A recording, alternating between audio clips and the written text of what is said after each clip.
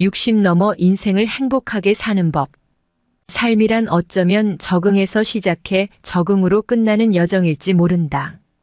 엄마의 태중에서 세상 밖으로 나왔을 때 마주하는 충격이 적응의 출발점이라면 노년기의 다양한 변화들에 적응하는 시기는 한 생애를 갈무리해 가는 지점이라고 볼 수 있다.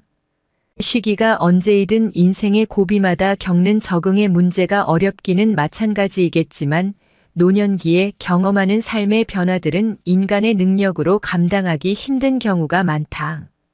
예컨대 노화가 진행되면서 만성질환은 늘어나고 본인과 배우자의 심각한 질병 또는 사별을 경험할 수 있다.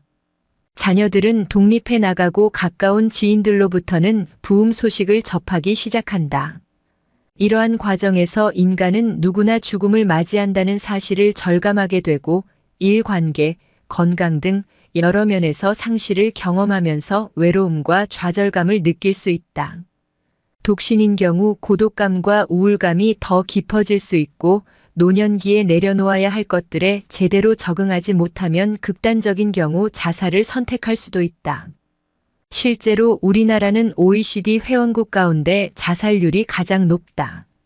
통계청의 발표에 따르면 지난해 자살률 인구 10만 명당 자살자 수이 28.1명으로 전년도에 31.7명 대비 11.8% 감소했다고 하지만 여전히 OECD 회원국 평균 자살률 12.5명의 2배가 넘는다. 특히 고령층으로 갈수록 자살률이 급증하는데 60대 52.7명, 70대 83.5명, 80대 123.3명으로 노인 자살률이 OECD 회원국 중에서 가장 높다. 통계청 2010 고령층의 높은 자살률은 1차적으로 노후의 경제적 빈곤 문제와 밀접한 관련이 있고 이외에도 여러 가지 원인들이 있겠지만 노년기에 겪게 되는 다양한 스트레스에 효과적으로 대처하지 못했기 때문일 수 있다. 필자가 최근 발표한 보고서 노년기 마음 챙김의 긍정적 효과 스트레스에 대처하며 행복하게 사는 법에서 우리나라 6075세 500명을 대상으로 분석한 연구 결과를 보면 응답자들이 대체로 약간의 스트레스, 특히 피로감을 느끼며 살고 있다. 그런데 마음을 돌보고 챙기는 행동, 예컨대 삶의 의미와 목적을 생각하거나 자비심을 느낀다거나 삶에 대한 자신감, 타인과의 관계와 배려에 대한 자각, 초월성에 대한 인식 등을 능동적으로 실천하지는 않는 것으로 나타났다. 나이가 들수록 신체적 건강에 대한 관심은 증가하지만 상대적으로 마음 건강에 대한 관심과 실천은 취약하다는 사실을 방증한다. 사실 노년기 생애주기 변화에 따른 스트레스는 피할 수 없는 경우가 많다. 그런데 유사한 스트레스를 경험함에도 불구하고 유연하게 적응하면서 행복하게 사는 사람들이 있다. 필자의 연구에서도 흥미로운 결과가 나타났다. 노년기인 6075세 응답자들이 피로감, 좌절감, 긴장감 등 다양한 스트레스를 경험하면 대체로 삶에 대한 만족도가 떨어지는데 유사한 스트레스를 겪더라도 마음을 챙기고 돌보는 행동을 실천하는 사람들은 그렇지 않은 사람들에 비해 상대적으로 삶에 대한 만족도가 높게 나타난 것이다. 즉, 내가 혼자가 아니라고 느끼며 배우자와의 관계, 주위 및 공동체와의 관계를 정성껏 돌보는 사람들, 그리고 내 인생의 주인공은 나라는 생각으로 내 삶을 주도하기 위해 내적인 자원을 충실히 쌓아가는 사람들은 스트레스를 만났을 때 효과적으로 대처하고 행복하게 살 수 있다는 결론이었다. 노년기의 중요한 과제는 스트레스에 효과적으로 대처할 수 있도록 마음을 돌보고 유연하게 적응하는 방법을 터득하는 것이다. 노년기 생물학적, 사회적 한계에서 오는 불안감을 친밀한 인적관계를 통해 극복하고 상실감을 채워줄 수 있는 새로운 경험들에 도전해보자. 나이는 더해간다. 그러나 숫자에 불과하다. 언젠가 바람의 딸로 유명한 국제구호활동가 한비아 씨의 강의를 들을 기회가 있었는데 참 공감 가는 이야기가 있었다. 노후에 가장 행복하게 사는 법 4가지가 있는데 그것이 무엇일까요? 하는 물음이었다. 3가지까지는 모두가 아는 내용이어서 잘 대답했는데 4번째는 의견이 분분했다. 그 네 가지는 첫째가 돈이요, 둘째가 아내요, 셋째는 무엇인가 할 일이 있다는 것이었다. 마지막 넷째가 무엇일까? 궁금했는데 그것은 혼자서도 잘 노는 법이라고 했다. 자녀들이 다 출가하여 빈 둥지가 된 집안에 아내와 함께 살아도 어느 정도는 각자의 취미도 있게 마련이다. 또한 언젠가는 홀로서기를 해야 한다. 노후가 되면 혼자서도 잘 노는 법을 터득해야 행복해질 수 있다. 그것은 각자의 취미와 성격에 따라 다르겠지만 가장 보편적인 방법이 공부이다. 공부라고 하니까 뭐 거창하게 생각될 수 있지만 자격증을 따거나 시험에 합격하는 그런 것만이 아닌 각자가 좋아하는 분야에 몰입하고 그 분야에 관련된 전공 서적을 읽고 즐기면 되는 것이다. 무엇을 하던 그 분야를 알려면 책을 봐야 함은 당연한 일이다. 누군가 하던 말이 생각난다. 머리에 흰 서리빨이 내린 노인이 도서관에서 책을 보는 모습이 가장 아름답다고. 이것이야말로 혼자서도 잘 노는 법에 해당한다.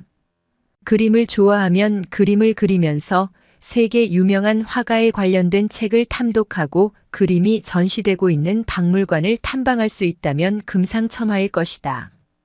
팝송을 좋아하면 올드팝부터 현재 유행하는 팝송까지 섭렵하고 특별히 좋아하는 가수들의 콘서트를 참가하는 것도 또 다른 재미가 있을 것이다. 농사를 짓는 사람은 농사에 대해서 공부하는 것이다. 남들이 하는 대로 따라서 하는 어쩔 수 없는 농사가 아니다. 씨앗 하나를 뿌려도 토양의 질을 달리해서 그 발화를 살펴보고 기후에 따라 자라는 모양도 관찰해보면 최적의 조건은 무엇인지 살펴보는 것이다. 이미 연구해 놓은 책들을 탐독하고 그보다 더 좋은 방법은 없는지 다른 방법도 연구해 보는 것이다. 어떤 조건에서 파종하고 물을 주고 거름을 해야 최고의 소출을 낼 수 있는지 찾아보는 것이다. 조선의 실학자 정약용 선생이 18년간 유배 생활을 하며 생계가 어려워 닭을 키우는 아들에게 보낸 편지를 보면 어떻게 처세를 해야 하는지 명확하게 나온다. 유형지 강진에서 다사는 둘째 아들 하규가 닭을 키운다는 소식을 듣고 편지를 쓴다. 내가 닭을 기른다는 말을 들었는데 닭을 기르는 것은 참으로 좋은 일이다. 하지만 이 중에도 품이 있고 저속하며 깨끗하고 더러운 등의 차이가 있다. 진실로 농서를 잘 읽어서 그 좋은 방법을 선택하여 시험해 보되 색깔과 종류로 구별해 보기도 하고 회를 다르게도 만들어 사양 관리를 특별히 해서 남의 집 닭보다 더 살찌고 더 번식하게 하며 또 간혹 씨를 지어서 닭의 정경을 읊어 그 일로써 그 일을 풀어버리는 것, 이것이 바로 독서한 사람이 양계하는 법이다. 라고 했다. 이왕 닭을 기를 바에야 연구하여 품종을 개량하여 남의 집 닭보다 살찌고 번식력이 강한 닭을 기르고 여가의 닭 기르는 책인 개경을 저술하라고 했다. 다산의 글 속에는 행복에 이를 수 있는 비법이 다 들어있는 듯하다. 미국 어느 대학에서 인생에서 가장 행복하게 사는 법이 무엇인지 조사를 했다. 결과는 공부하는 것이란 답이 나왔다. 이제 100세 시대가 도래했다고들 한다. 은퇴하고도 50년 가까이 더 살아야 한다는 이야기다. 어떻게 사는 것이 행복할까 고민해야 한다. 제2의 인생을 출발할 때는 될 수 있으면 본인에게 맞는 일을 찾는 것이 중요하다. 맞는 일이라고 힘들지 않고 고통이 없을 수 없지만 거뜬히 이겨낼 수 있는 것은 그 일을 좋아할 수 있느냐에 달려 있다. 즐거워하고 좋아할 수 있으면 그 어려움은 쉽게 감내할 수 있다. 하고 싶은 일을 찾아 공부하는 것이 인생을 오래 산 사람들이 꼽은 행복의 비결이라 한다. 행복하기 위해 진정 내가 하고 싶었던 좋아하는 일이 무엇인지 찾아보고 가슴 설레어보자. 인생이 달라 보일 것이다. 고기를 잡으려면 강이나 바다로 가라고 했던가. 내가 알고 싶은 정보를 구하기 위해 스포츠 카드 행사장을 찾았다. 행사장은 동일한 취미를 공유하는 많은 수집가들이 모이며 자신의 수집 방향이나 노하우 등을 공유하곤 했다. 싱글 카드를 어느 채널을 통해 거래하는 것이 좋을지 그리고 얼마만큼 수익을 낼 수 있을지 궁금했다. 행사장에서 간단히 점심을 해결하기 위해 홀로 카드팩을 뜯고 있는 60세 중반으로 보이는 아저씨 옆에 앉았다. 그리고 그로부터 자신의 카드 수집 목적 및 내력부터 수익을 남길 수 있는 거래 방식 등에 대해 듣게 되었다. 자네 주식 거래해봤나? 내 주식을 본격적으로 시작한 지는 얼마 안 됐지만 조금씩 공부하며 투자하고 있습니다. 스포츠 카드도 주식시장과 매우 유사해. 주식시장에서 아마존이나 테슬라 같은 기업의 주가는 상대적으로 비싸잖아. 스포츠 카드도 마찬가지야.